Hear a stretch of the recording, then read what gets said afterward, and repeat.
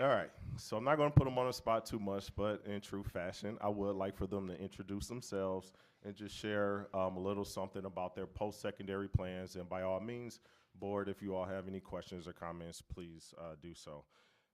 Any brave souls? If not, Mr. Buchanan, we'll start with you, and if we can just pass it down. And Mr. Buchanan, as he's coming to the mic, he's also a member of our Superintendent Scholar Advisory Council, but I'll let him share a little something about himself. How y'all doing? How y'all doing? Right. Thank you. What I plan to do for post-secondary school is I plan to be an entrepreneur, like run my own business. Maybe that's a barber shop or like a restaurant or something. I'm not sure yet. I'll figure it out on the line. And did you? My name is Jordan Hampton. I go to GRPS University Preparatory Academy. After high school, I went to major in kinesiology and also child development. I'm Mason Monteroso, and I go to Grand Rapids University too. And after high school, I want to attend Grand Valley State and pursue nursing. Hi, my name is Diane Vasquez. I go to Southwest Middle High Academia Bilingüe, and after high school, I would like to major in nursing and then become a NICU nurse. And I'm still not sure on what I want to do, but it's into NICU nurse or being an ultrasound tech or sonographer. Great.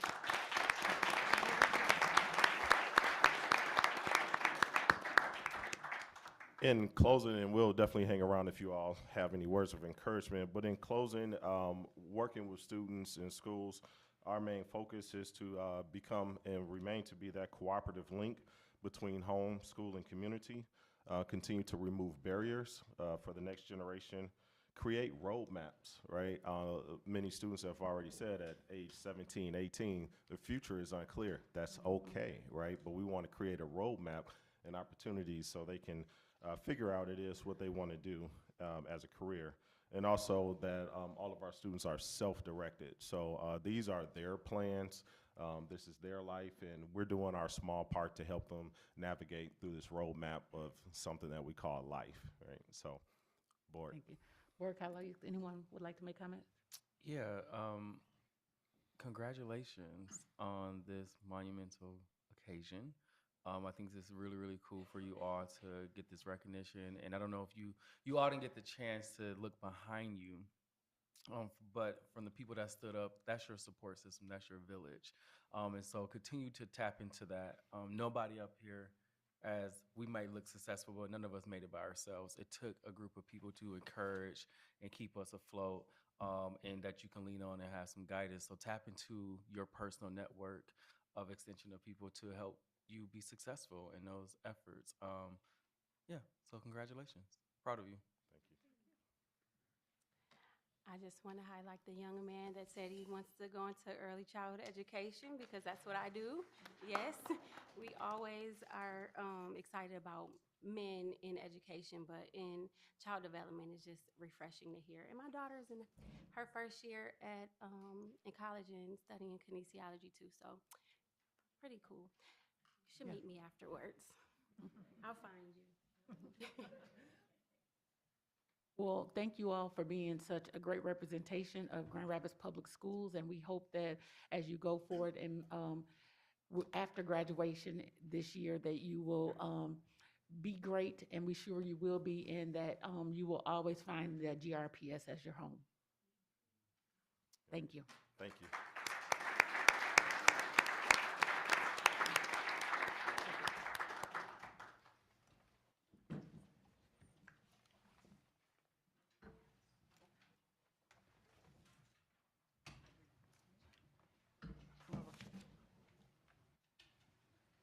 We do not have our scholar representatives with us tonight, so we will go into our first opportunity for public comment on board agenda items only. Ms. Shockey, if you would read the information for us. Yes, I would be delighted. If there are individuals present who wish to address the board, please fill out a public comment card located at either entrance of the board chambers. Please also read the rules on the back of the comment card concerning policy and procedure. We have 2 public comment sections on the agenda. The first one is now and is for public comment on board agenda items. Agendas are located by the comment cards if you do not have one. And then the second public comment opportunity is for commenting on non-agenda items related to the business of the district, but are not topics on the current agenda. If you wish to comment during both public comment opportunities, you will need to fill out separate cards. Individuals must completely fill out the front of the card and indicate the specific business on which they wish to comment. Please submit the completed card in the bin on the table at either entryway of the board chambers. Our board assistant will collect the cards submitted. We ask that speakers please refrain from making abusive statements against board members, employees, volunteers, or contractors, and speakers are encouraged to present complaints about a specific board member, employee, volunteer, or contractor through the appropriate process established under Board Policy 9450 before requesting the board's consideration. The board policies can be found online at grps.org. Individuals will be invited one at a time to the podium to address the board. Before beginning your comment, please state your full name. At that time, we will start the timer, allowing each individual 3 minutes to make their comment. A 1-minute notice will be provided by flagging a red card. You will need to complete your comment time upon being notified that 3 minutes have passed. Board members do not respond to public comment, but concerns will be brought to the attention of appropriate staff. We greatly value your input, and we thank you for sharing with us. All right, first we have Sarah Sachs-Smith. If you could come down to the podium through the center aisle, and then on deck we'll have Marta Johnson.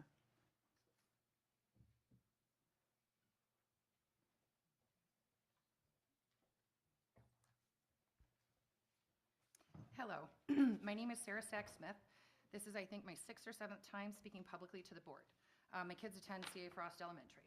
My comments tonight is regarding the purchasing agenda of the $336,000 for virtual social workers.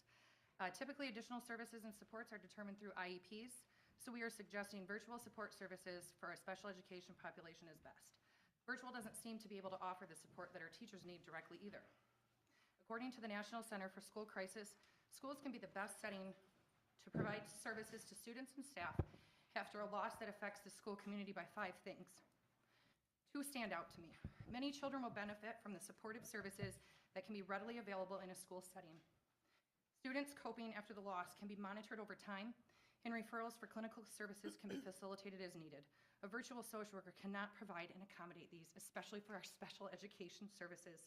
It's why our school-based clinicians and programs like KSSN are so valuable to the school and our community. You have community talent to draw from. These roles are critical. We have excellent social work programs in our area.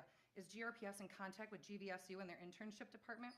I can tell you, I've provided a ton of free hours of services during my internship. These hours were invaluable learning experiences. Looking into these options would allow achievable SMART goals that would be beneficial to look into for long-term success of our scholars. I see the desire and the opportunity of virtual social workers. However, being someone who has been directly in the homes and has been able to start, build, and maintain relationships, sees alternative solutions as better judgment calls. I see the strengths in Zoom call meetings, virtual doctor appointments, virtual mental health check-ins for adults with regards to accessibility. However, this is not that same category. Our schools should be able to provide in-house, in our schools for our kids, services. I have 2 degrees in social work. Both of these degrees required internships for free. Both of my degrees in social work I earned from Grand Valley. I'm really confused and curious as to why GRPS has not looked into working with our colleges and master's level programs and getting these workers into our school to build and maintain. Why are we not recruiting local talent? Why are we not paying and offering these roles in-house? I pulled up a salary.com posting for a virtual social worker from the company listed in tonight's purchasing agenda. From 2022, it shares a $35 an hour rate for a social worker. We can pay that to an outside source, but we can't offer competitive pay to ours. I can tell you that putting funding into social workers that are behind a screen or wheeled into a room for children to speak to is not great. I'm not sure if any of you sat home during the virtual learning, but we all know that wasn't ideal. Were social work services offered then? I don't recall receiving anything as a parent explaining supports or services that my family could utilize during those initial months of the pandemic. I can tell you who showed up and who was present. The truancy department. They showed up to my home.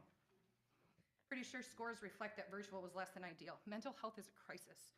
So when our community does face a loss, a tragedy, a significant event, where are these virtual social workers? In our classrooms, present for our teachers, our staff, our families? Time. Thank you. Ms. Johnson, if you'll come to the podium next, we'll have Jolene Andrews.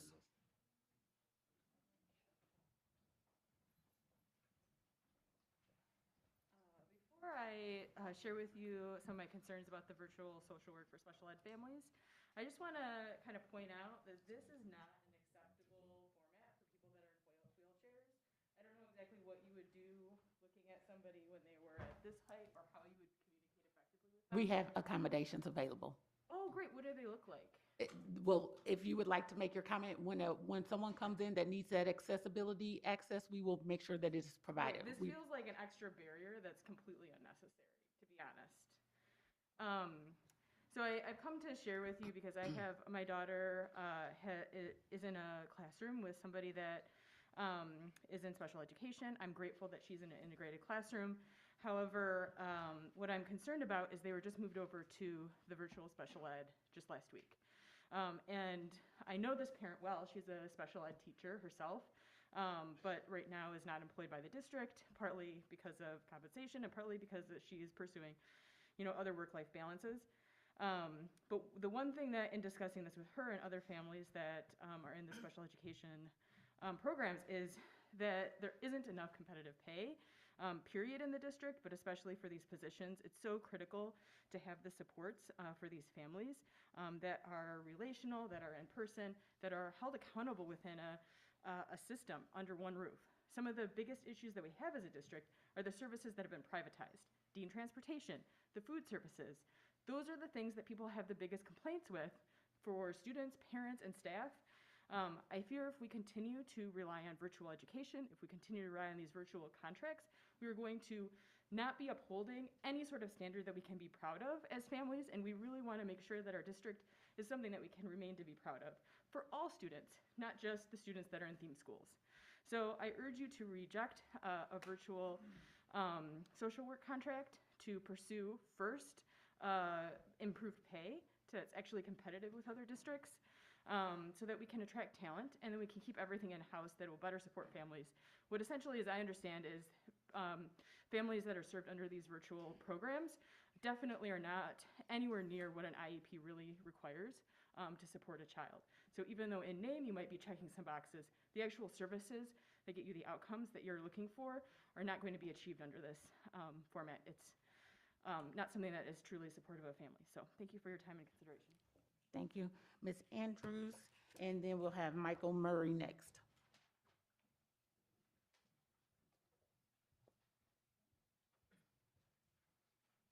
Good evening. My name is Jolene Andrews. I am a teacher at Southwest Elementary. I know several board members have asked for more detail on the purchasing agendas, and I too have asked for it through public comment back in June. Unfortunately, I have seen only minimal changes in this area. The purchasing agendas continue to be vague. Without additional information, it's difficult to understand how the district is using their funds, especially with how late the purchasing agendas are available compared to when the meeting is. The first item on the purchasing agenda is for subscriptions, but there's no information about who will use those subscriptions or how they will be beneficial to our students. One item that did include some details, such as the purpose and the users, was the purchase of iReady. I appreciate the detail. However, I still have concerns about this purchase. I'm glad that a school with a bilingual program is part of the pilot, but I'm concerned that we are not testing out the additional resources that are given by iReady like some of the other pilot schools are. If the pilot schools like the additional resources, the bilingual schools still won't know if we like the additional resources because nobody will have tested them in Spanish. I know that there are some districts who use iReady and teachers who like it, but I'm concerned that yet again we are looking for a program to provide more data without a plan on how to act on that data. I don't need more data about where my students are. We need interventionists. For all the past 3 years, I've had at least one fifth grader who was unable to read above a first grade level. When will those students get help beyond what I am able to do as a classroom teacher? I'm also disappointed to see that the district is proceeding with virtual social worker services for the rest of the school year, despite it being against the GREA contract and despite the reports of the problems that have already been seen with these virtual services. The district's lack of timely response to the union, in combination with breaching our contract, continues to negatively affect the relationship with their staff as well as negatively affect our students. I'm also confused as to why the special election cost us $49,000 back in December and is now costing us $164,000 in January. Adding more detail to the purchasing agendas would ensure transparency and would erase doubts for your stakeholders. I've seen furniture for students on the purchasing agenda multiple times and would appreciate transparency on which schools this furniture is going to. Were teachers or building admin consulted on which furniture was wanted or needed? More transparency would also be appreciated about who gets to make these decisions about priorities for purchases. My school would love a digital sign for outside of our school, but I see that each school is getting an interior digital sign. It's unclear who asked for that or what its purpose would be. I see that some money is being spent on digitizing records. That's probably a great idea. What staff has asked for is that money be spent on making our paychecks more clear and our paycheck stubs digitized. There are constant issues with people being paid incorrectly, but it's hard to figure out if we're being paid correctly when our checks are so unclear. It would be helpful to have a digital records of our pay stubs that we could view at any time. This would save money in the long run, as pay stubs would no longer have to be printed and mailed out. Thank you. Thanks. Mr. Murray, next we'll have Jane Neiman. Good evening, board members, superintendent. My name is Michael Murray. I'm a 10th grade English teacher at Union High School. It's funny to hear me be Mr. Murray. My dad was Mr. Murray. He was president of the school board in Lansing for 4 or 5 years, served on the board there for another 5. So I've been here before, not here, but in this room. So thank you for allowing me the opportunity to speak. I've been teaching at Union for 10 years. I want to read you a list of names of the people who have left Union, not retired, but left in my short time there. And these are just people that I know personally, not everyone.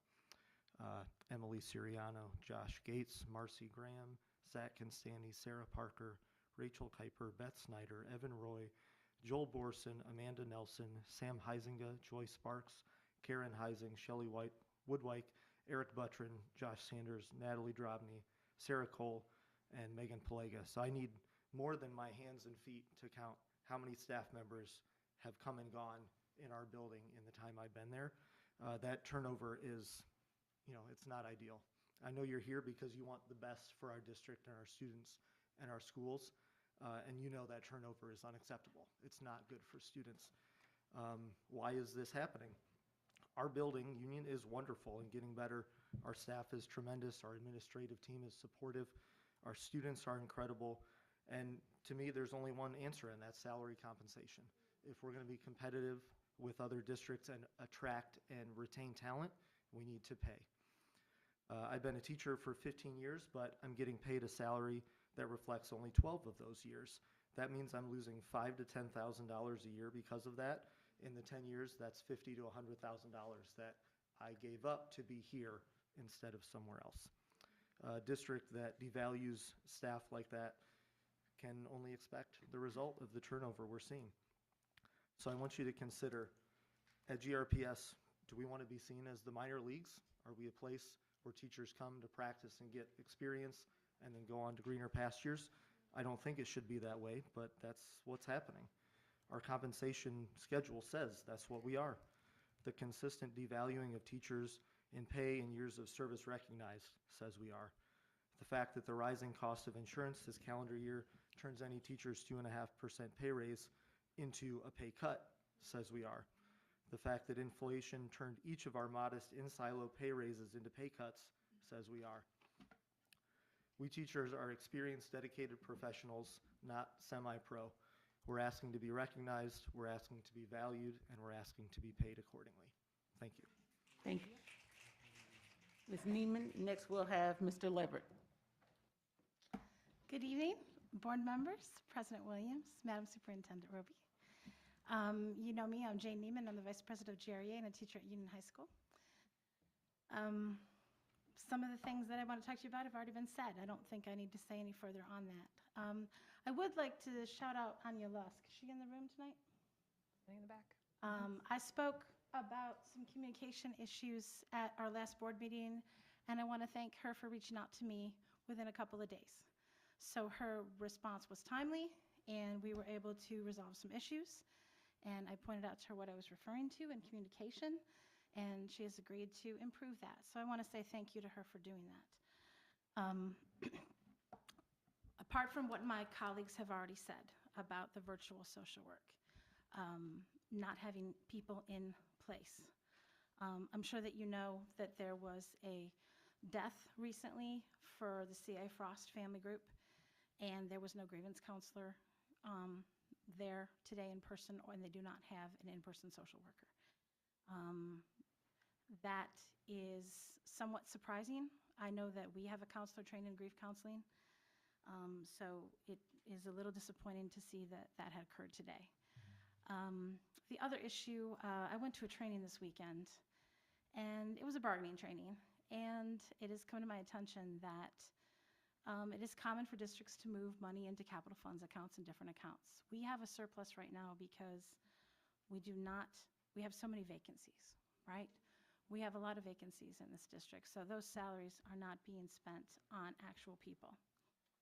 So what we are doing now is taking that surplus and spending it on virtual social work, Elevate K-12, and subcontracting custodial in plowing services and other things, when we know in fact that when we hire people that work for the district, they care about these kids, they have a vested interest in doing a good job. We have to change this contracting out. We need to get back people who work for GRPS, who love GRPS, and who are dedicated to GRPS. And the only way to do that is to make sure that salaries and benefits are competitive, okay? And please, as you're looking at the balance sheets, please be aware that just moving that money from the general fund to special revenue funds and to capital funds projects, where does that money really need to go? And do we really need to save it in a fund for later if we need to spend it now? Because once again, pretty buildings aren't going to bring people to GRPS. Quality staff, quality teachers, quality social workers, that's what's going to bring people to GRPS. Thank you. Thank you. Mr. Leverett, next we'll have I'm not gonna go there. Jesse Edmund Hill. I'm not sure if it's a Mr. or Mrs., so I apologize.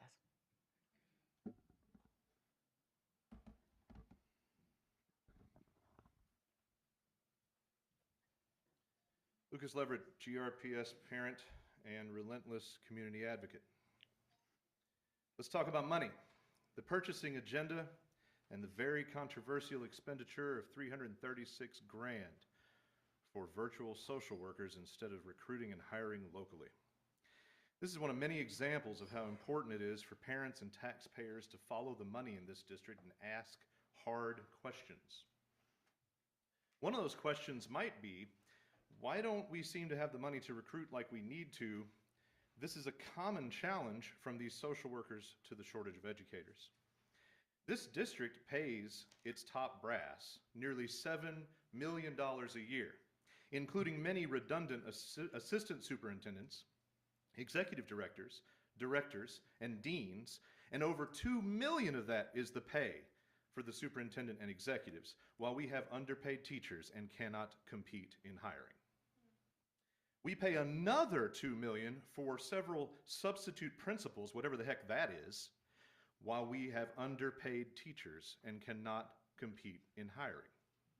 We have 85 people making over 100 grand a year, while we have underpaid teachers and cannot compete in hiring. By the way, I haven't even counted annuities, stipends, expense accounts, and so on. The median household income in Grand Rapids is under $60K. But we have over $10 million in our school system tied up annually in dubious and redundant roles, fetching premium salaries and delivering mediocre results in this house that is on fire. Perhaps some of these roles are not redundant, but no citizen would know that because originally I was told that I would have to pay $400 for documentation of job descriptions. And later, after I dared question that, it ballooned to $700. These should be available at any time.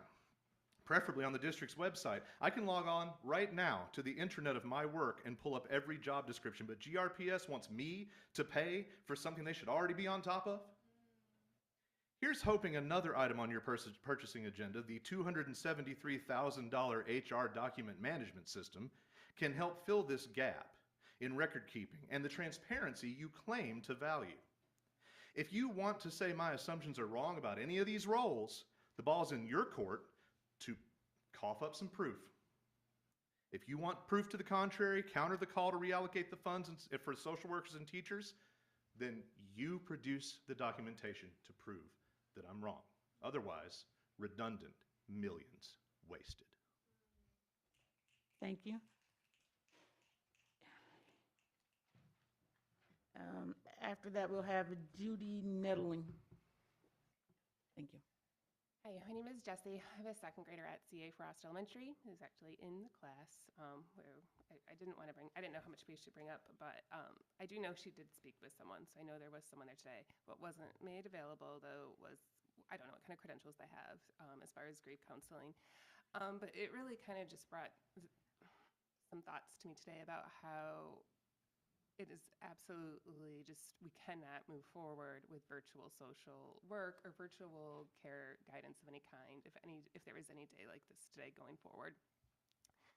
I think that if the only reason, in fact, the classroom that this happened in also doesn't even have their full-time teacher right now who's on a leave, and we were very lucky that we even have a long-term sub. But the only reason we have a long-term sub is because we had a parent that agreed to do it. And I know that there are other schools out there that aren't CA Frost Elementary, where they probably do not have teachers lining up to take on even their regular teaching positions, let alone their long-term subs. So I'm just asking to please think about how we are spending money and to please invest more money into our teachers and into maybe even not outsourcing subs and being able to have subs in the classroom. And definitely we need to have counselors and social workers that are in the classrooms and actually speaking with these children. Thank you. Thank you. After Julie, we'll have Ms. Shower. Hi, I'll run out of time because I didn't write it down, and I'm not. I'm Julie Neatling. Hi, Dr. Roby. Hi, board.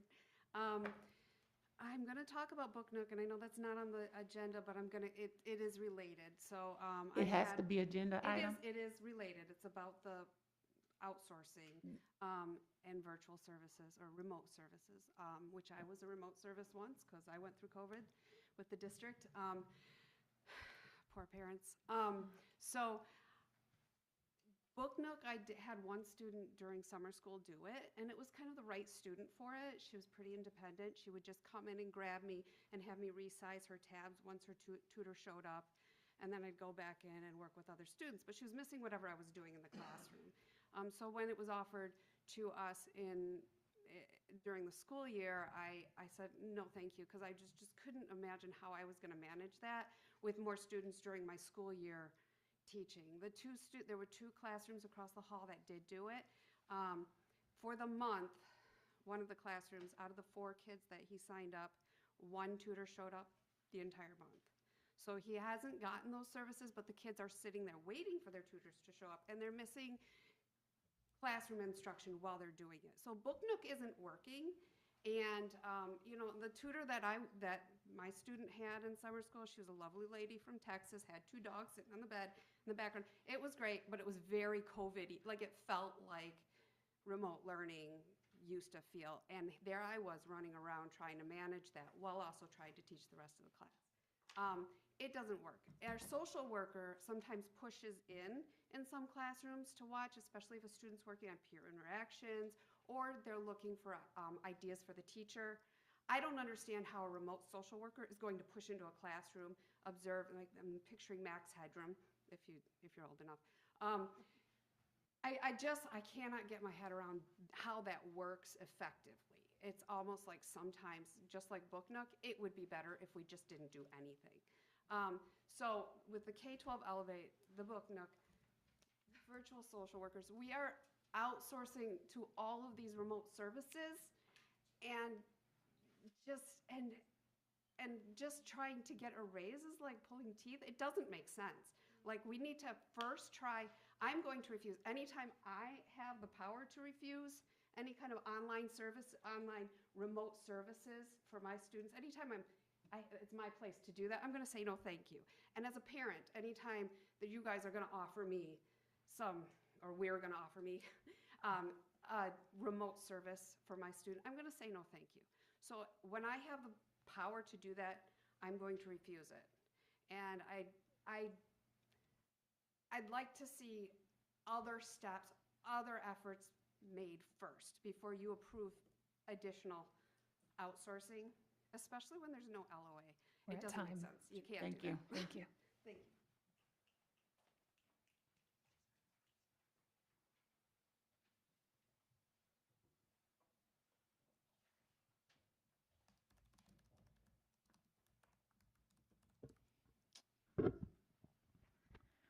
Good evening, Dr. Roby, President Williams, board members. My name is Kara Schauer. Been here before. I'll be here again. I'd like to comment on a few things also related to our budget.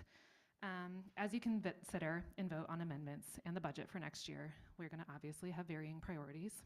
But I do think we can agree that retaining the good teachers that we do have left in our district is paramount. I'm asking you to make that your highest priority by increasing their pay, in case that wasn't obvious. As you already know and have already heard tonight, our teachers' paychecks got smaller in January thanks to increased costs of healthcare benefits. I'm sure most of us here have felt the significant impact of inflation over the last couple of years and also the blows that COVID brought upon many of us. It's imperative that our teachers earn wages that allow them to more than adequately meet their own physical and mental health needs. The teachers at Ridgemore Park, where my kids attend, are truly excellent. They should not have to work without proper Montessori materials in their rooms. They should not have to teach without a full-time paraprofessional in their classrooms while they teach 3 grade levels every single day. They should not have to teach in a building where the HVAC is wonky and the electrical system is glitchy at best and putting their safety and that of their students at risk at worst. But they do. They continue to show up, not because this district has treated them well or been all that great to them. They continue to show up because they care about our kids, about our city, and about being excellent educators for all students in Grand Rapids, not just upper middle class white kids in private schools. We need you to lead the charge in doing right by them. Please start with a major pay bump. From there, I'd ask you to work through the district's administration. Ask for the teachers' feedback on everyone above them in the org chart. Who's helpful to them? Who's lackluster? Who's downright detrimental and standing in the way of them more successfully educating our children? Which of our principals are excellent? How are our quadrant EDs doing? How about the rest of the folks here at Franklin? What support gaps do the teachers need filled that are going unaddressed? While asking these questions, I also ask that you lay out more defined expectations and responsibilities for these more administrative roles, as well as metrics and processes for how to measure performance. From my parental perspective, roles above principals are unclear. I'm never sure of the proper protocol for addressing issues, big or small, as they arise. Some should be dealt with from our own building, but oftentimes decisions require approval from someone higher up than our principal. Who do I go to then? Sometimes Bridget, sometimes not. Who do we go to when we have issues with personnel or when things go wrong with our students? Many of the folks we've assumed should be helping us with these things have turned a blind eye or taken so long to respond that our children have to deal with long-lasting effects that were, quite frankly, preventable. Is this because some staff are just too overworked and need more support? Is this because some staff are just not doing their jobs appropriately? Is this because no one actually knows whose job it is and no one wants to step up to do the work that isn't explicitly theirs? It seems we parents run into a hodgepodge of these things when bringing up concerns as well as suggestions, hopes, and dreams for our district. Many of the folks we are diligently trying to work with are paid triple or more what our teachers are making, and yet their impact is either unknown to us or worse, detrimental. It would be helpful for all of us to have clearer expectations of each role within the district, especially in these higher level positions, and to know how to appropriately communicate when staff is exceeding or failing at those things. We're at time. Thank you. Next, we have our secretary's report. All right, thank you. Just one item, and that is that the policy committee will be meeting this Wednesday, January 24 at 5:30 p.m. in the administration building here in room 101. And that is the secretary's report. Next, we have our committee chair update, Finance Committee, Ms. Shockey. Back to me, yes. All right, so the Finance Committee met just 2 hours ago, 4:30 today here in the board chambers. I'm going to go through my notes really quickly and then happy to take any questions you might have when we get to the purchasing agenda or any other items that we discussed at Finance today, including the budget amendment. I want to draw your attention to a typo, which is on the purchasing agenda under support services, and it's in relation to the payment to the city of Grand Rapids for the bond millage. It says that we are going to pay the city to increase the bond millage when it should have said retain the current bond millage rate. So just a note that we want to have that in the record so that that is recorded appropriately when we move to the finance or to the purchasing agenda. Let's see. We had a brief bond update. Innovation Central High School is going through punch list right now. That's great. That means that they are in, and we are working through the final items there. There have been some temperature control issues that we're aware of. We understand from the manufacturer that there are some locks on the system that they need to unlock for us. So they are coming to Grand Rapids to address those issues. And the auditorium work at Innovation Central is also going well. We are hoping to extend the work there through the new bond dollars in the years to come. Let's see. We also got a quick update on the January consensus revenue estimating conference from the state. So the state of Michigan is anticipating enrollment declines for students across the state over the next 3 years. So an anticipated decline of 7,000 in fiscal year 24, a decline of 5,000 students in fiscal year 25, and a decline of 6,000 students in fiscal year 26. So unfortunately, that trend continues for school enrollments. Revenue, the state revenue is just like, unfortunately, school revenue, looking at that fiscal cliff that many have been talking about for a few years. However, even though cliff sounds kind of catastrophic, the word that they're using is normalizing. So returning to the percentage increase rates that we saw in per pupil funding before the pandemic, before COVID. So instead of $400 per pupil increases, we're probably returning to more like $100 to $200 per pupil increases year over year. So that's a high-level overview of the Finance Committee, and again, happy to take any questions later on in the meeting as well. Sorry, just one point of clarity. Could you just explain, because I feel like it was misconstrued about the cost of special election cost of the city versus the county, just so it doesn't look like we're paying, Paying more. twice. Yeah. Yeah. So I'm not going to remember the numbers off the top of my head, but when we submitted the bond language, we knew that it was going to cost, I'm looking for Rhonda in the audience and I'm not seeing her, I don't know, 300,000, does that sound about right? She's back up. Yeah, okay, yep, so about 300,000 overall. So what we saw in the purchasing agenda, I want to say back November, December from Kent County was about half of that. In fact, I think I said in my comment about the committee meeting, hey, it came in less than we expected.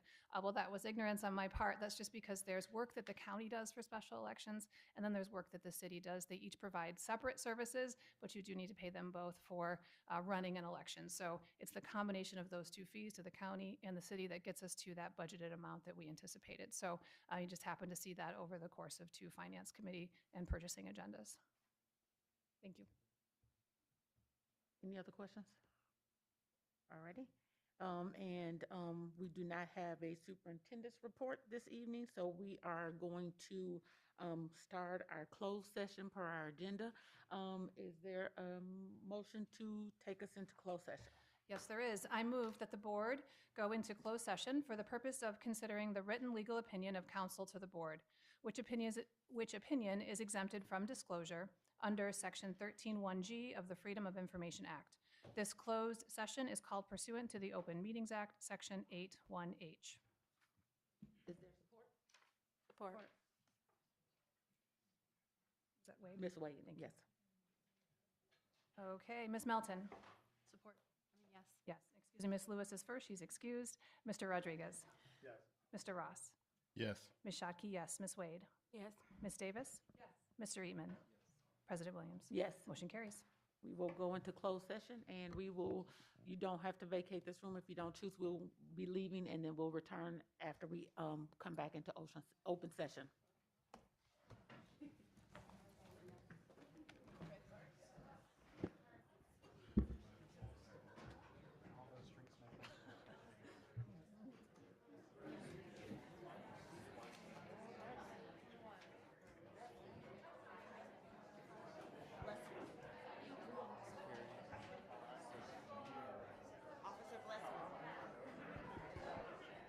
Security.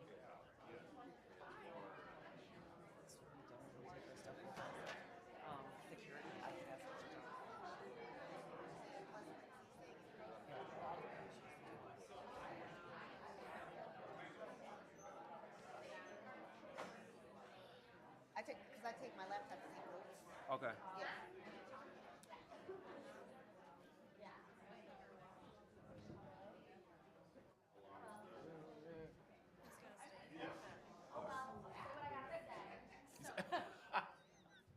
That's why if you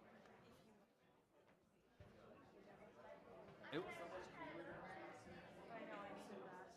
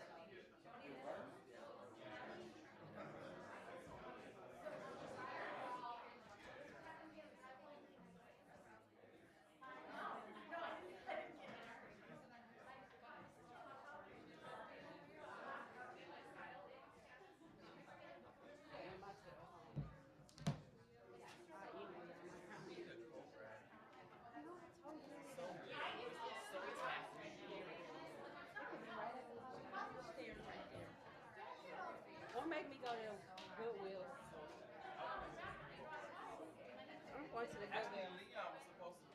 Yeah, I told them that. Get us a coat rack. We just gotta hang it over here. Kind of like y'all undigitized check stuff. That's weird. That's weird.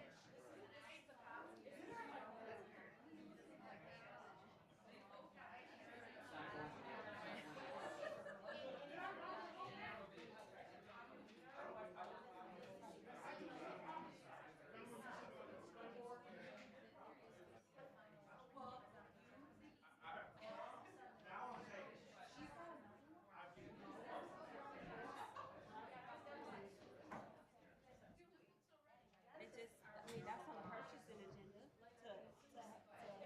for the funds to digitize records. I feel like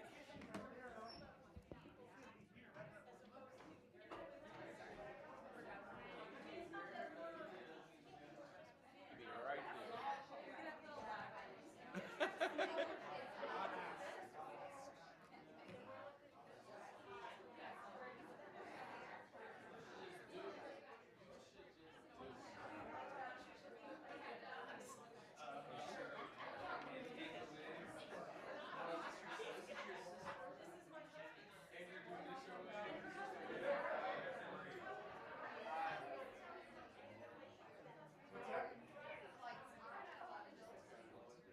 Not technically. That's why I don't know why they don't.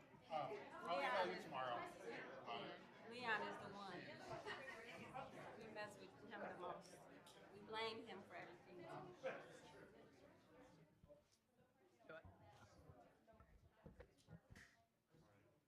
Oh, it got quiet. He blamed me for them school clothes. Oh, you took off your. I was like, what's different? Yeah. Sorry, this small. I didn't think I was gonna be in the Sahara Desert tonight.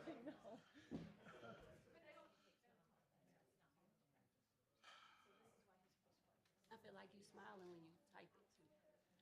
Sometimes. Depends on who's. Like, this is good. So, this happened on Fox 17. It is like uncomfortably hot. Like legit, it's hot.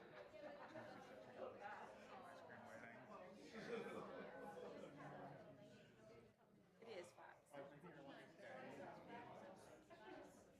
Just start at 4:30. I hope we have an ice day tomorrow. Hey, what do you think we're gonna have an ice day tomorrow? No, we're not. We're not. It's starting at like 3, 4 a.m. is when it's. I thought I heard 1 a.m. Oh. So bad. He's got the meteorologist friends. I don't. It's true. I don't think I'm set low. Yeah. Well, yeah. Hey, that's still a I feel chance that. though.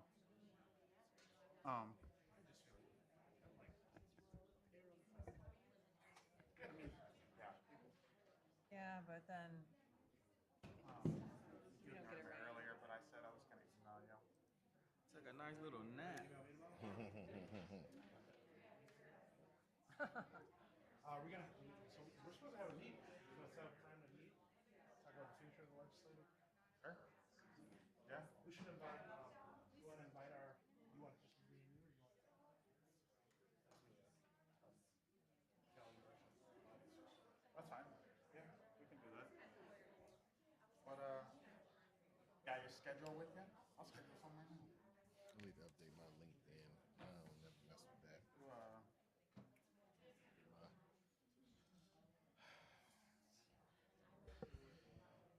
Wednesday work for you? This Wednesday? If this Wednesday works for you, that'd be great.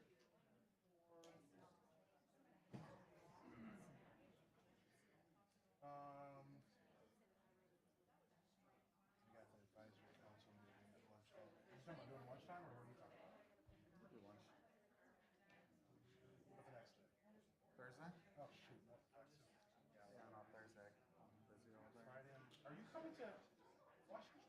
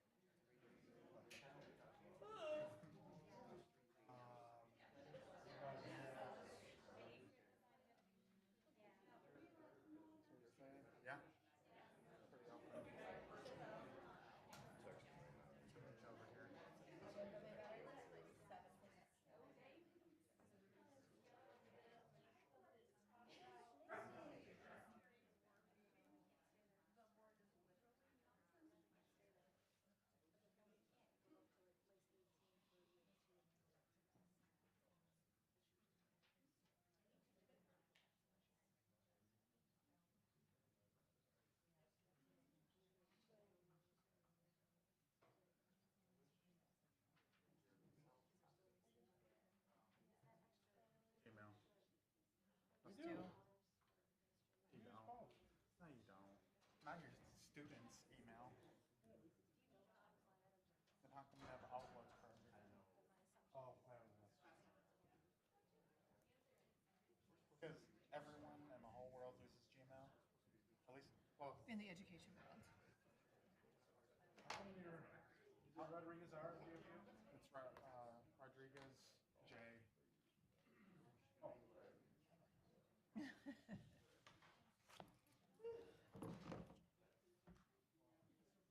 I don't know if you ever. Well, yeah.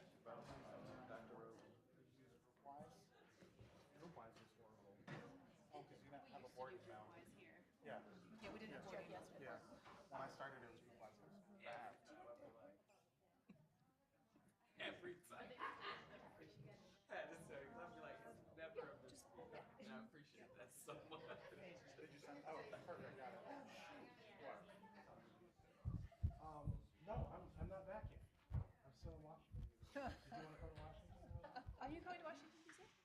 Good, I am too. I'm really excited about it. You're gonna laugh about this. You said what? Doesn't know what he's doing. I heard my Let's name. take his ticket. He won't even What'd you say? So you going to DC?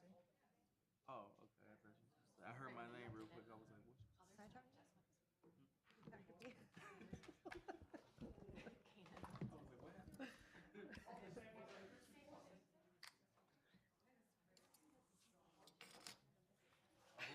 I was just like, I thought about taking pictures and sending it to you, but it's a weekend. Can we do Friday the 2nd?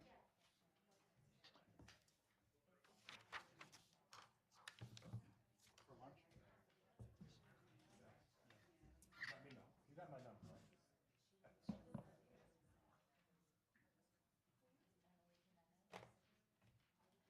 All righty. So we have approved the motion to come out of closed session, and according to our agenda, our next item is our purchasing agenda. And it is my understanding that there is a request to amend the purchasing agenda to make payment to Maximum Healthcare Services, Inc. for the services that they have and will provide through March 4, 2024. Is there any conversation or additional amendments needed to this for the purchasing agenda? Can you repeat? So it's moved to amend the purchasing agenda to make payments to Maxim Healthcare Services for services they have and will provide through March 4, as that is the next time we will come forward with the purchasing agenda.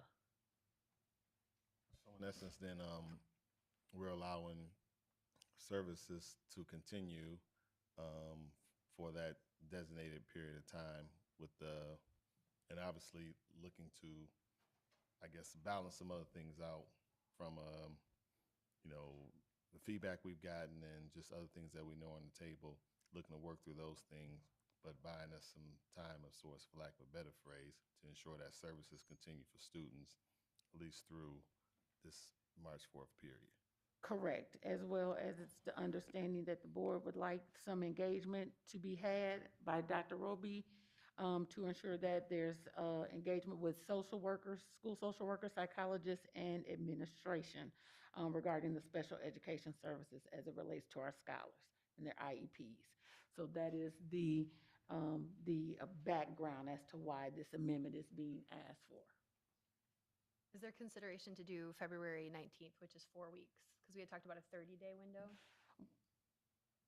The reason we push back is that the purchasing agenda would be on February 27th, and that's why, so if there's some other additional things that take place. After finance meets. After finance In meet. February. Yeah. We could certainly change that, though. We could, I mean, that's just expectation generally from a calendar perspective. We're not beholden to that, though, in any way, are we? I mean, can a purchasing agenda, so the next time finance meets is when? February 27th. February 27th. That's the next time finance meets.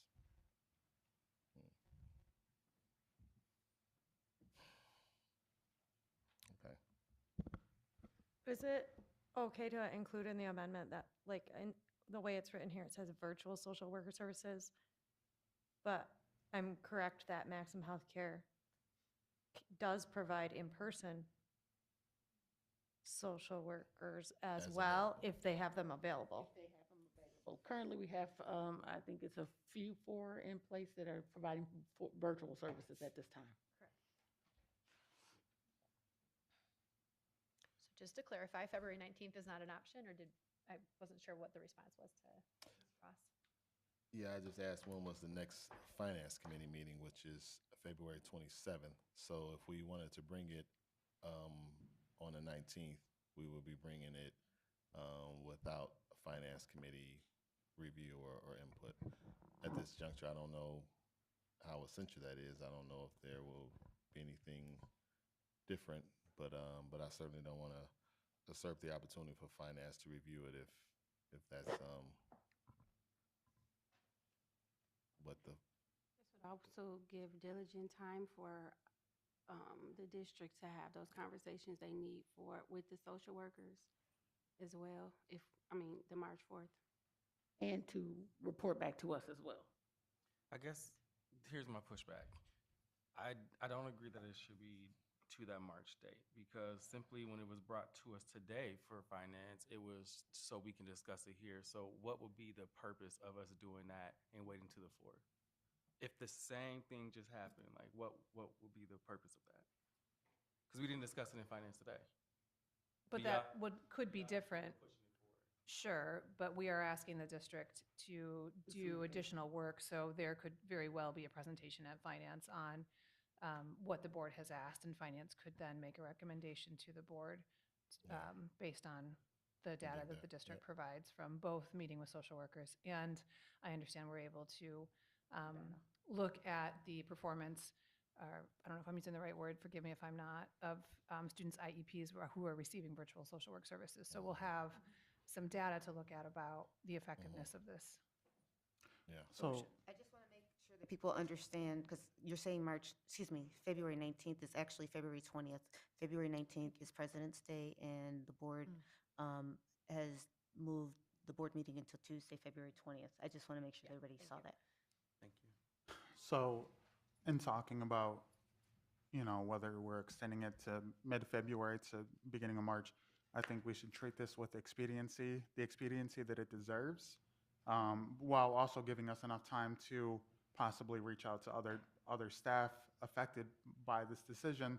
But the finance committee isn't set in, or the finance meeting isn't set in stone. So if something were, if the finance committee discussed, hey, this is something we need to move forward, they could decide, am I correct, to have an additional finance meeting perhaps surrounding this issue? Or am I incorrect in that? What would be the purpose of having an additional finance meeting? Talking about a special finance committee meeting. Finance committee meeting, if that is our, if that's our holdup, to say, well, we want to go through the finance committee meeting first before it goes to the general board meeting, then they could have a special. That's what I'm getting at. What would be the holdup for that? It wasn't the case today, so that's what I'm getting at. So why delay it? So I think to Ms. Shockey's point, I don't think the intent is delay for the sake of delaying. The intent to allow finance committee to review it is that there may be new information, not necessarily new information, but based on some of the things that we decided we wanted to better understand, that information will be brought forward to the finance committee prior to it coming back to the board. Now, of course, at the same time, that information could be brought to the whole board. I mean, which is what we did today. Literally what we did today. So that's what I'm saying. What would make that so different than what we did today? Like, why is there emphasis on not going to it if going to the finance committee when it can come to the board, we're going to have to deliberate on this anyways? So what's the point? Just process, I guess. But then the process wasn't done today for that. But it came to our finance committee. Information. Yeah. Right. So we talking about a week. Mm-hmm. Well, 1 full week will be, okay, 2 full weeks. That gives more time for them to have the meetings they need to have. If something comes from those meetings that needs to have changes, then prepare for or make the changes and then represent that to the finance committee. But if they do have findings and they don't bring it in front of the finance committee, then what? Okay. Then Yep, we're just I can believe that. putting it on the table without, So to allow for variance and for change, it seems best to do March 4th, is what I'm understanding. If that's the reason for it, and this is expedited as much as possible. that's then- what I got from Yeah, it. I can understand that. Yeah, That's what I feel in support of. I'm in support of that. Any other discussion? Okay, so is there a motion on the floor to amend the purchasing agenda to make the payment to Maximum Health Care Services, Inc. for the services they have and will provide through March 4, 2024? So moved. Support. Ms. Lewis is excused. Ms. Melton? Yes. Mr. Rodriguez? No. Mr. Ross? Yes. Ms. Shotke, yes. Ms. Wade? Yes. Ms. Davis? Yes. Mr. Eatman? Yes. President Williams? Yes. Motion carries. Alrighty. Next, we have the adoption of the Budget Amendment 1 for general funds. Is there any questions with regards to the adoption of Budget Amendment 1 for general funds?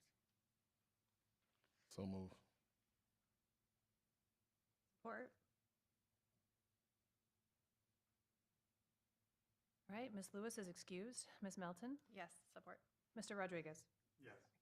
Mr. Keep saying Ross? the right thing. Yes. Ms. Shotke, yes. Ms. Wade? Yes. Ms. Davis? Yes. Mr. Eatman? Yes. President Williams? Yes. Motion carries. And we have the adoption of Budget Amendment 1 for special revenue funds. Any questions with regards to this? Is there a motion to accept the adoption of Budget Amendment 1 for special revenue fund? So moved. Support. Ms. Lewis is excused. Ms. Melton? Yes. Mr. Rodriguez? Yes. Mr. Ross? Yes. Ms. Shotke, yes. Ms. Wade? Yes. Ms. Davis? Yes. Mr. Eatman? President Williams? Yes. Motion carries. And then we have the adoption of Budget Amendment 1 for debt retirement fund. Is there any questions with regards to the debt retirement fund amendment? Is there a motion to accept? Motion. Support. Ms. Lewis is excused. Ms. Melton? Yes. Mr. Rodriguez? Yes. Mr. Ross? Yes. Ms. Shotke, yes. Ms. Wade? Yes. Ms. Davis? Yes. Mr. Eatman? Yes. President Williams? Yes. Motion carries. Next, we need the approval of our consent agenda grouping. Is there a motion to accept the consent agenda grouping? Support. Ms. Lewis is excused. Ms. Melton? Yes. Mr. Rodriguez? Yes. Mr. Ross? Yes. Ms. Shotke, yes. Ms. Wade? Yes. Ms. Davis? Yes. Mr. Eatman? Yes. President Williams? Yes. Motion carries. And then we are to our board announcements. At this time, I do not have any president board announcements. Then we are going into our next area of public comment for non-agenda items. And Ms. Shaki, if you will read the instructions for public comment. If there are individuals present who wish to address the board, please fill out a public comment card located at either entrance of the board chambers. Please also read the rules on the back of the comment card concerning policy and procedure. I'm going to skip over the two parts. All right. Individuals must completely fill out the front of the card and indicate the specific business on which they wish to comment. Please submit the completed card in the bin on the table at either entryway of the board chambers, and our board assistant will collect the card submitted. We ask that speakers please refrain from making abusive statements against board members, employees, volunteers, or contractors. Speakers are encouraged to present complaints about a specific board member, employee, volunteer, or contractor through the appropriate process established under Board Policy 9450 before requesting the board's consideration. The board policies can be found online at grps.org. Individuals will be invited one at a time to the podium to address the board. Before beginning your comment, please state your full name. At that time, we will start the timer, allowing each individual 3 minutes to make their comment.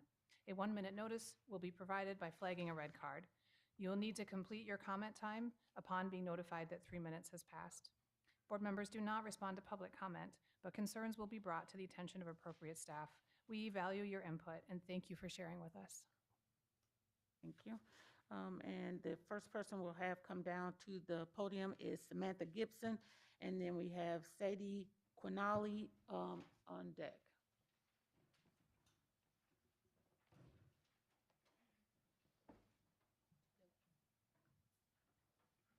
Hello. Good evening. My name is Samantha Gibson. I would like to comment on the lack of planning time we as elementary teachers receive and how we are grossly undercompensated for our work. I am disheartened how GRPS continues to not pay its teachers competitively as compared to the rest of Kent County. My husband left GRPS and ultimately ended up teaching in a neighboring district.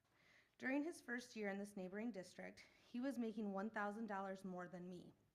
This $1,000 difference is especially significant because my husband only has his bachelor's degree while I have my master's degree. In his first year in the district with less education, he is able to make more money than I do after 8 years in GRPS with my graduate degree. Additionally, I am concerned about the lack of planning time and low compensation for that time. I think it is despicable how the district continues to put off meeting with the union about addressing a lack of planning time at the elementary level. As per current contract, I receive 123 planning minutes per week. I will stress that this is nowhere near enough time to do all the things that I need to do during a week. We need planning time daily as the middle and secondary teachers receive. To compensate for the low amount of planning time, we have the district pays an additional 180 minutes per month to elementary teachers. To be clear, 180 minutes per month is still not enough time for teachers to get everything done. It should also be noted that teachers have to complete and turn in an additional work form to receive payment for these 180 minutes. They are not just given to us as they should be since they are included in our contract. This additional step is just another thing put on the plate of teachers. When looking at my additional work form today, I was incredibly disheartened to see the pay rate per hour for planning time listed as $14.17. $14.17 per hour. As stated, I have a master's degree. I am a professional. This is how much GRPS values its elementary teachers having time to plan for their students. Unless GRPS starts to show they truly value their staff by paying them competitive wages and by providing equitable planning time, they will continue to lose teachers to neighboring districts who make staff compensation a priority. Thank you. Thank you. Sadie, are you still here? Okay, yes. Next, we'll have Mr. Leverett on deck. Hi, my name is Sadie Quinlan. I am a transition teacher at Union High School. I want to take a minute to bring up my frustration with the hiring process in GRPS that continues to propel our teacher shortage. There's no one person responsible for these failures, but it is a systemic failure. I first declined my teaching position at Union High School because I wasn't in contact with anybody who worked at the district. It was someone who was, contracted out, just temporary help. No one got me in touch with the special education department. No one got me in touch with the principal until I declined the position. And they said, "Oh, why'd you decline it?" And I said, "Well, I don't even know the schools exists. I don't live in the city. I don't want to work here." But eventually I was put in touch with the principal and I did accept the position, and I'm happy that I did. But district-wide, we are desperately short for childcare workers, which is in my ASD classrooms, majorly impactful to get any of our amount of work done. These are low pay and high demand positions, and I personally sought to recruit someone from outside the district as a childcare worker, we call them CCWs, from a different district to join our program. This person was excited to apply because of how highly I spoke of our school and our program, but it took 2 months after they applied before anybody contacted them at all. I reached out to them and I said, "Please work at our school. Once you get through the hiring process, my school is awesome. You'll love working here." So luckily they didn't give up and they have accepted to the position, but they still haven't started. Because I know how frustrating it can be to get through the doors. I just want to note that I am concerned with how many applicants have possibly fallen through the cracks, especially low-wage positions like childcare workers that really propel our special education classrooms. This intense time of teacher shortages and support staff shortages and social work shortages, each of our applicants should be treated with the utmost urgency and respect for growth and benefit our district. Thank you. Thank you. Mr. Leverett, and then on deck we'll have Ms. Neiman.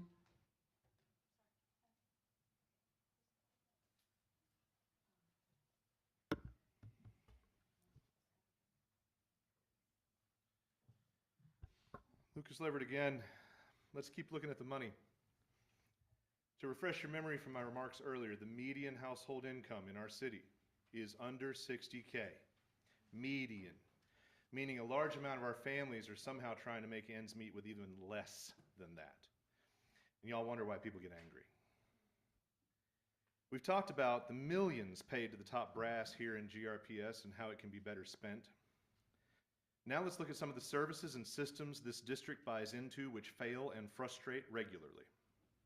As I see people come to this podium and speak truth to power, I often wonder if regular working folks and often stressed out parents know how immensely rich and profitable the vendors who shake us down on corporate welfare tax dollars are.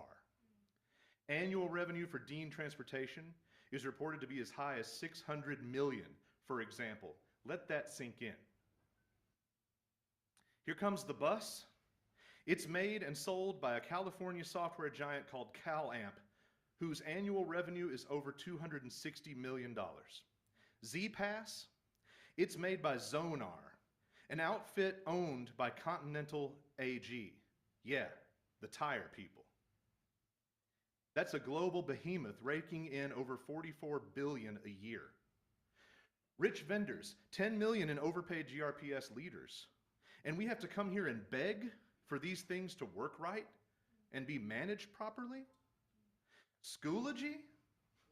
A hot potato, passed around for the last 15 years, currently residing in the greedy clutches of a Texas-based private equity firm called Vista Equity Partners, who clocks in at a cool $100 billion. $100 billion. And then there's Parent View and Student View from a $46 million company called EduPoint. But good luck getting your kids' grades from any prior semester. Follow the money being siphoned out of our pockets at the expense of our kids, educators, and bus drivers. Rise up and demand better. Billions are being stacked high against the backdrop of so much mediocrity. This is not in line with the district's supposed values, but a transparent process for outside vendor selection and the creation of more local jobs and solutions would be. So it's time to rethink while you're busy reimagining. Thank you. Ms. Neiman, next we'll have Christy Wayman. Hello again. I want to amend my earlier comment. Apparently there was someone who was brought over to CA Frost Elementary this afternoon, but not until 2:30.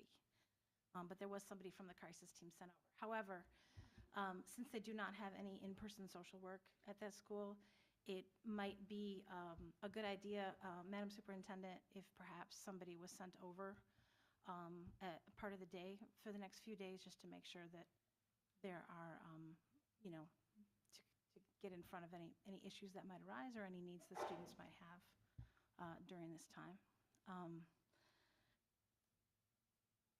I would like to thank everybody that came out tonight to speak about issues near and dear to our hearts. Staff from different schools that have spoken to you. It really is frustrating a lot of staff talk to me, a lot of staff email me, a lot of staff contact me now as the vice president of my union. People talk to me before, but it's more now. And I'm sure you can relate. We have a lot to be proud of in this district. We have a lot of people that really value their jobs and they want to do well. And when we have this problem of vacancies, you have good people who already work very hard working harder for no extra pay or very little extra pay. It is exhausting and it is demoralizing. And we have to be proactive. We can't be reactive. We need to stop and find the money to increase compensation now, because every other district, especially the ones settling contracts this spring, they're going to be doing that now. And we're going to be last place And there will be nobody left out of the teacher programs. There will be nobody left to recruit. But wouldn't it be great if in March, this board puts out a press release and said, historical compensation package for people and staff who work at GRPS, new teachers, CCWs, come work for the best district in the county. I would love to see that. That's my vision for GRPS. And I think we can make it happen. And I think we can find in-person social workers. And I know we can find teachers. We already have building principals recruiting candidates, student teachers in their buildings. They want to work here. Once they've student taught here and they've spent 4 months with our kids, they want to come back. They see the value in the work. They love the students. They're willing to work. But we need to onboard them faster than 2 months, and we need to pay them a competitive package so they don't get taken away by other districts. Okay? I know I'm preaching to the choir. I know a lot of you support this initiative, but we need to make it happen, and we need to make it happen now before all these teachers graduate, these teacher candidates graduate, and they're looking for jobs. We need to be the first place they apply. Thank you. Thank you. Ms. Wayman, and then we have Mr. Marlowe. Hello, my name's Christy Wayman. I'm a kindergarten teacher at Southwest Elementary. I've been teaching for Grand Rapids Public Schools for 28 years. I'm here to talk about elementary planning time, a little bit like Ms. Gibson, but I was gonna come at it from the point that this is a piece of contract that we did sign together in 2022, and it was left open for bargaining, and it's been 18 months, and we still haven't heard anything. We've all been anxiously waiting. Currently, elementary teachers receive 123 minutes of planning time.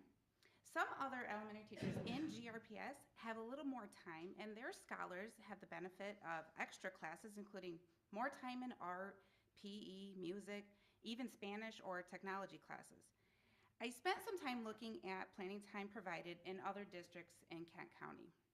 Majority of the districts around us provide 300 minutes of planning time for their elementary teachers.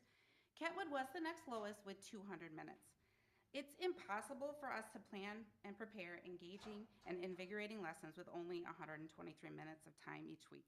Myself and many others spend hours at home planning when this time should be a part of our normal work day.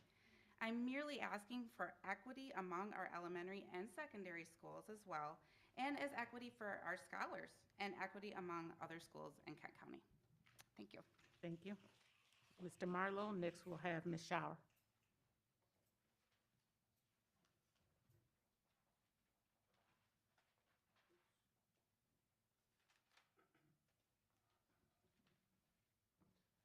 Hello, my name is Matt Marlowe, GREA President.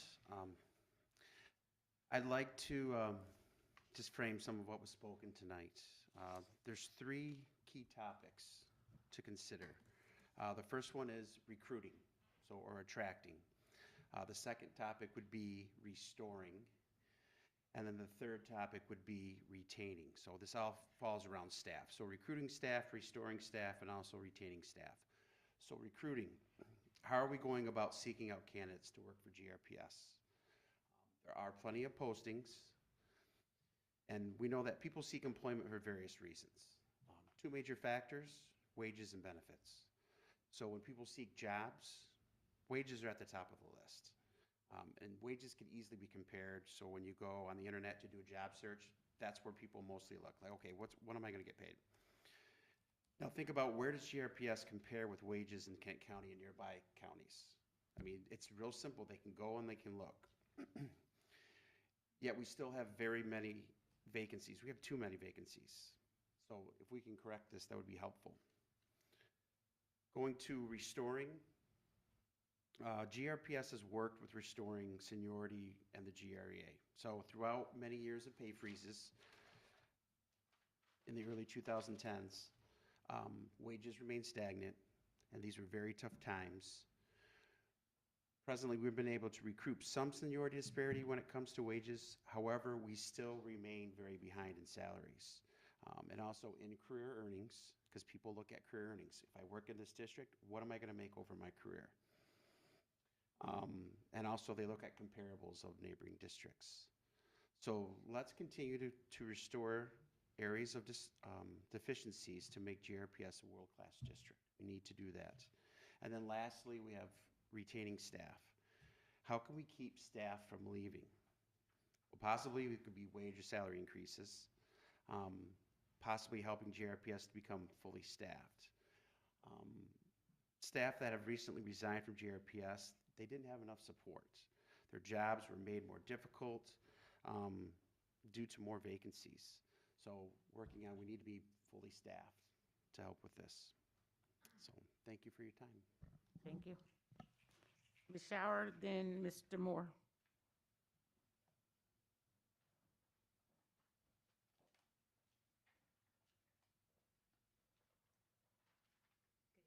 Again, I'm going to get a little more specific this time. Still Kara Shower. At this time, I'm asking you as the board to have a full building electrical inspection conducted at Ridgemore Park Montessori. I'm already crying.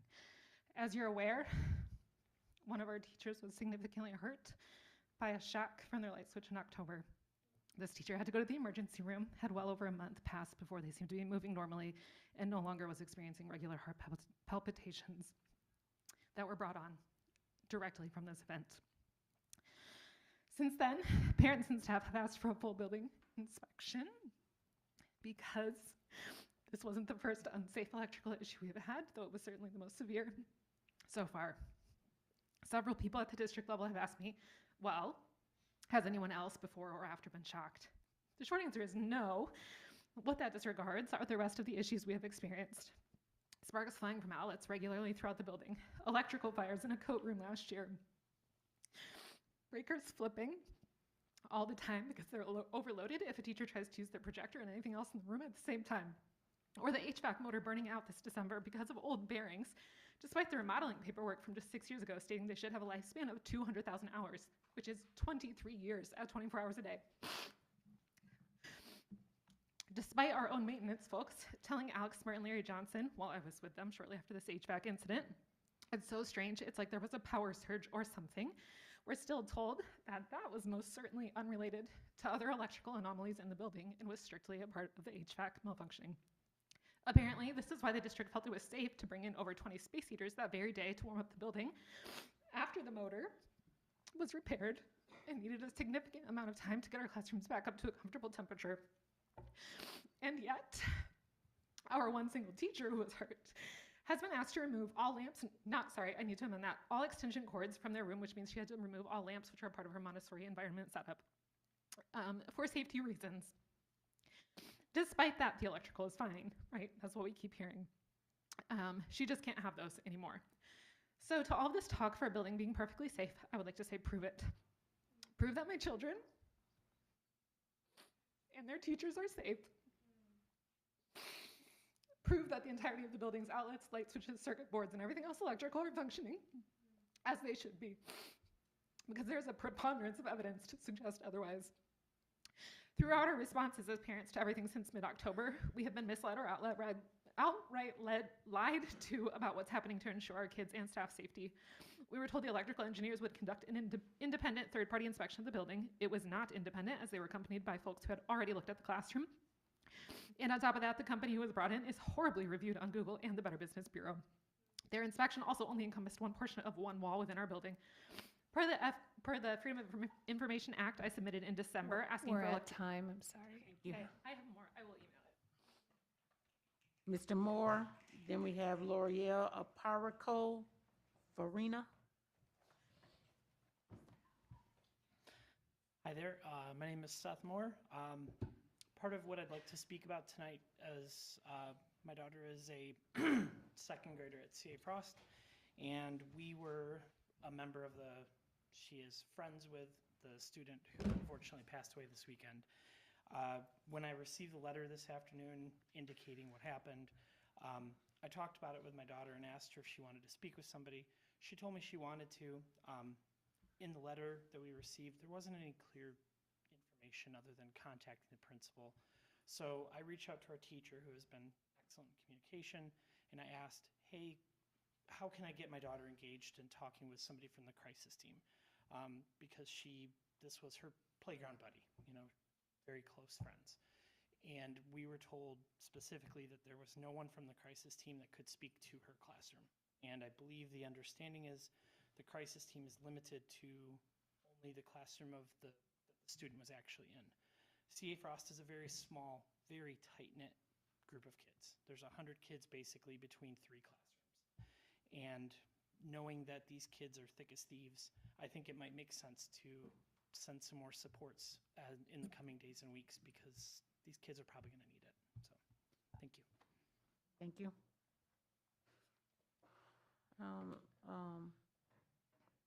Laurel, and then D. Jones.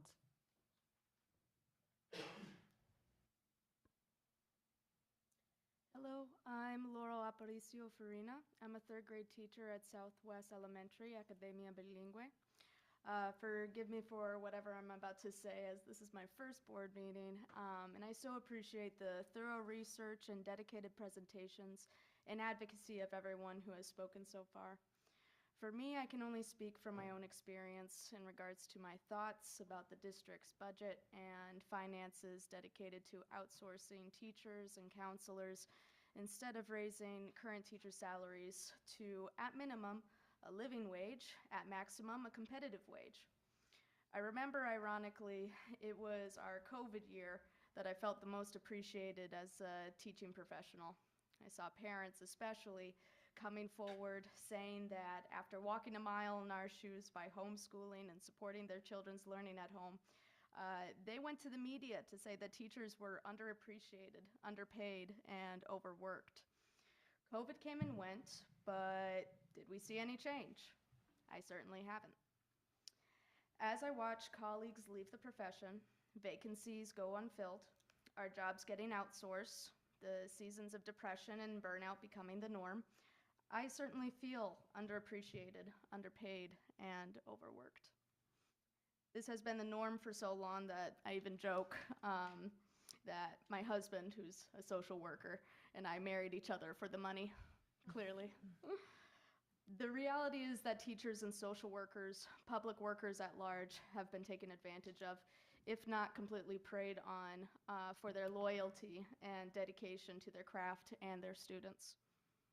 Are we being refused a livable competitive wage because the district is betting that we'll put up with it so that the kids get a quality education? The sad truth is that I'm getting my master's in education not just because of my dedication to better myself and my teaching for my students, but also so that I can financially support myself and my family.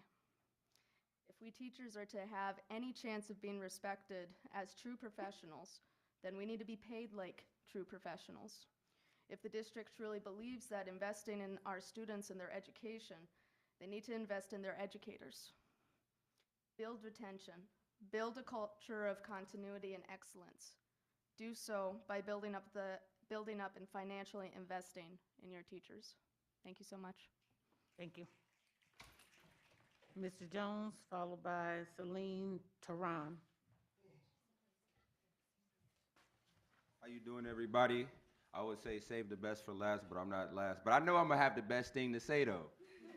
How you doing? On June 8th, 2024, be bringing $100,000 esports finals to the DeVos place. And I'm very excited about this because I'm African American, the second worst city, bringing economic Mr. impact Jones, and it boosting. has How to I be know on this. the topics. This is a topic for the school district because I'm allowing and I'm providing access to esports for students across Kent districts, across Kent County, across GRPS to be able to attend $100,000 esports events where they'll be able to connect with colleges, where they'll be able to connect with universities, where they'll be able to connect with professional esports players and content creators and people that work in the esports industry, being able to connect with Epic Games, a $32 billion gaming company that has come here with educational tools that I've provided to GRPS to get to our students. This is a $32 billion organization that's richer than the DeVosses. We're in Forbes and they're 70. They're ranked 70th. They're $8.9 billion. I would rather have $32 billion than $8.9 billion any day at a time, any 365. So I'm bringing something unique and beautiful to our community, to our school district, offering opportunity, educational opportunity, true economic empowerment to our community, our patrons, our students. I also have another thing that I'm bringing to, it's an organization called Learn Fresh. They have partnerships with the largest sports leagues, the best sports leagues in the world. You can name them.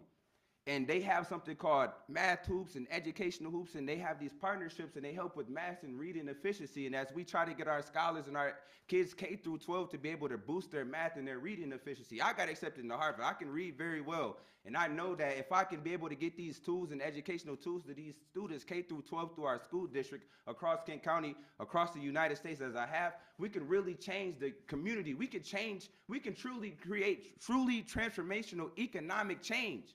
And I didn't get these opportunities from the government. I did this off of pure passion and hustle, and was able to get attention from large esports organizations bringing their platforms here for us to boost the economy and help our students.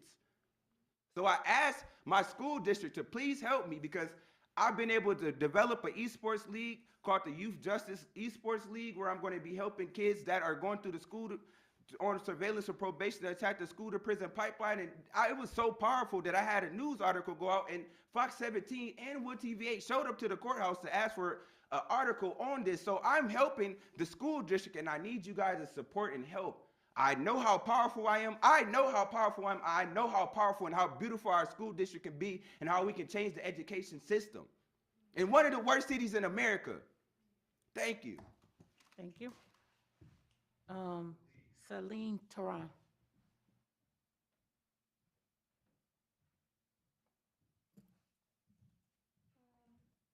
I'm Salin. I work for Grand Rapids Montessori Middle High. Couple standpoints. First, as a staff,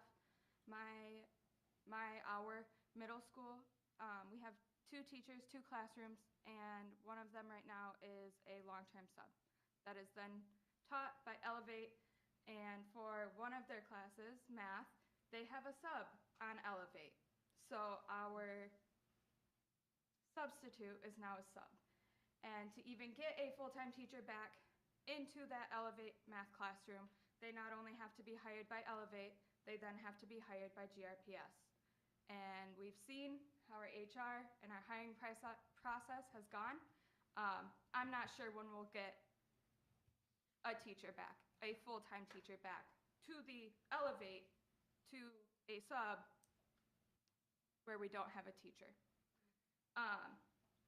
Their science teacher that's on Elevate is reading off lectures to them. I am one of the high school science teachers. I mean, that's not common practice. Yes, we go through notes, but we do activities. We do worksheets.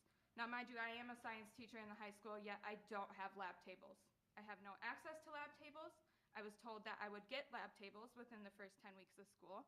I am in the Innovation Central building that is also Montessori, which tends to be forgotten often with updates. We are always forgotten, actually, that Montessori is there, and it's not just Innovation Central. Sorry for the sidetrack. That just got renovated. I have little poles coming up in my classroom about knee height that people trip over every single day. At least once a week, I'm seeing a kid on the floor tripping over these, because that's where the lab tables are supposed to be. That's where the water would go for the lab tables, yet I don't have them. I want to thank Ms. Wade and Ms. Lewis, who is not here, for their statement of wanting to see the salary increase to a livable wage in a previous board meeting. Someone also stated that we want to have the state-of-the-art educational, like, in the state, yet we are one of the lowest paying districts. As a teacher standpoint, for my students, they all need bus passes. The fact that there is a limit for high schoolers to get a bus pass for a 1.5 mile radius from the school is ridiculous. And then on top of that, it depends on their parents' salary.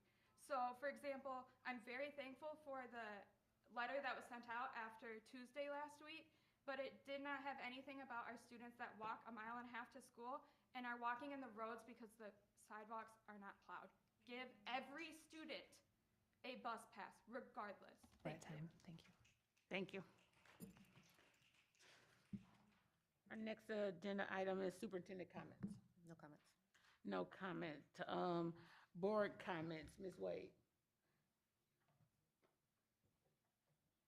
No comment. Mr. Ross, No comment. Mr. Eatman, No comment. Ms. Davis. No comment. Ms. Shockey, I don't have any, no comment. Mr. Rodriguez. All right, I got a comment. No, so first I just want to thank, I'm always talking too much, but just thank you to everyone that comes and expresses their likes, dislikes, frustrations, because that's something that we always need to be mindful of is, we all can't be everywhere at once. And we also need to kind of lean into these stories with, I think sometimes the way things have been addressed in the past, and I'll say we're working really hard to change things at GRPS, but we have had a culture of being dismissive.